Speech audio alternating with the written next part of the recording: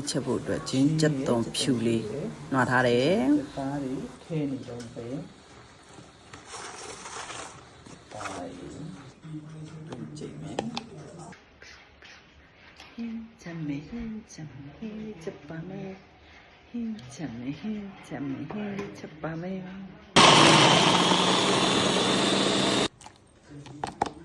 ဂျင်းကြက်သွန်ဖြူတွေကိုကြည့်လို့ရလာခဲ့ပါပြီဒါကတော့ကြက်သားမှာခုနဂျင်းကြက်သွန်ဖြူရဲ့စနုံးမုတ်ရဲ့အယောင်တင်ရဲ့ပေါ့နော်စာချူမုတ်စီလေးထည့်ပြီးတော့နေမယ်ပေါ့နော်ပြီးရင်နေမယ်ဟိုကအသားလေးတွေကိုအရသာတွေဝင်သွားအောင်နေမယ်ပေါ့နော်ဒီမှာ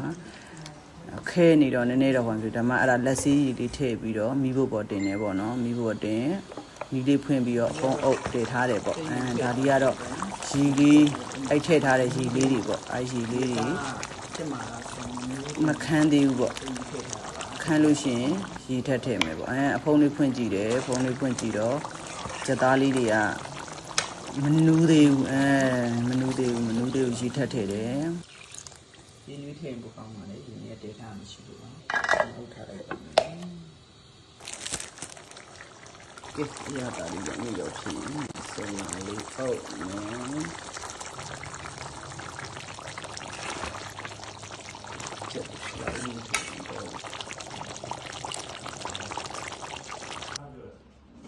โอเคပါ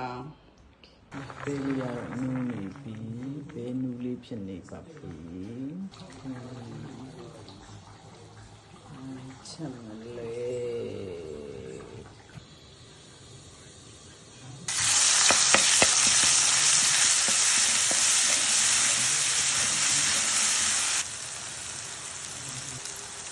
ရောင်းတင်လေးထည့်တယ်ပြီးရင်အမှဒီနာလေးတက်တယ်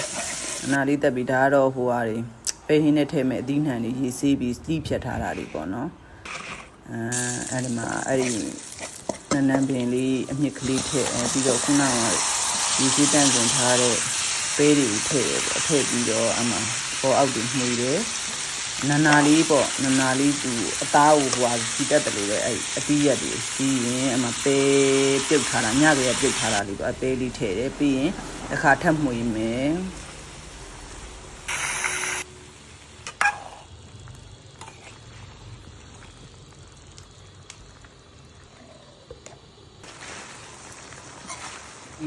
ပြီးတော့ဖွင့်ကြည့်တော့အမှဟိုဟာနည်းနည်းလေးနူးပြီပေါ့နူးတော့အမှအိုးကသေးနေတော့အမှထမင်းပေါင်းအဟောင်းလေးတွေကိုထည့်ပြီးတော့ရီထည့်တယ်ရီဟိုဟာရီနွေးရှင်တော့ရီနွေးထည့်ပေါ့နော်ဒီမှာရီနွေးပဲထည့်တာအဲ့ဒါရီနွေးလေးနဲ့ထည့်ပြီးအုပ်ထားလိုက်တယ်အုပ်ပြီးတယ်ပြန်ဖွင့်ကြည့်လိုက်တယ်ပြန်ဖွင့်ကြည့်တော့ဘဘဖြစ်နေပြီဆိုရင်ခုနကနူးလွယ်တဲ့အရွက်ကလေးကိုနောက်ဆုံးမှထည့်တယ်ပေါ့နော်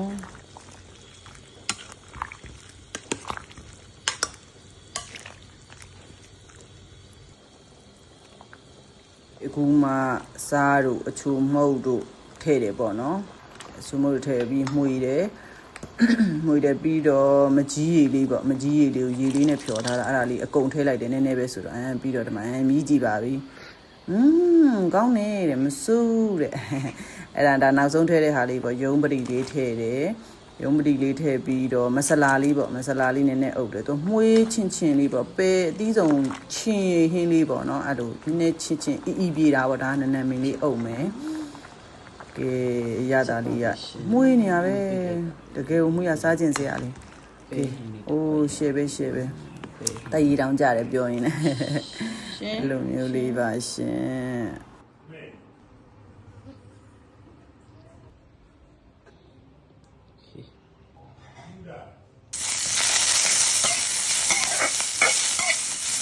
ဒါလေးကတော့ဟိုဟာပဲဟင်းနဲ့အလိုက်ပေါ့ငပိထောင်းနေဆိုပြီးတော့ကြက်သွန်ဖြူနဲ့ငရုတ်ကြီးစိမ်းကိုလှော်တယ်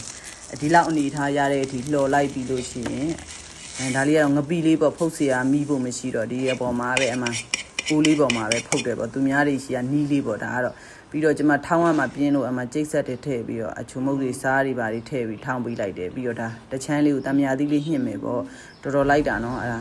ဒီမှာရပါပြီရှင်ဒီနေ့တနေ့တာပါ